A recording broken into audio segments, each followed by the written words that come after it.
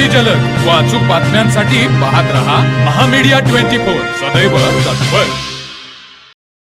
Kasarwadi Jyotiba road परिसरात सादळे येथे संभाजी कांदा भज्जी सेंटर जवळ रस्त्यावर मोकाट गव्यांचा वावर वाढल्याने वाहन चालक व पादचाऱ्यांना मोठ्या अडचणींना सामोरे जावे लागत आहे.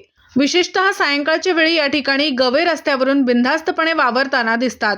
या मार्गावरून दररोज मोठ्या प्रमाणात दुचाकी, चारचाकी तसेच जड वाहनांची वर्दळ असते.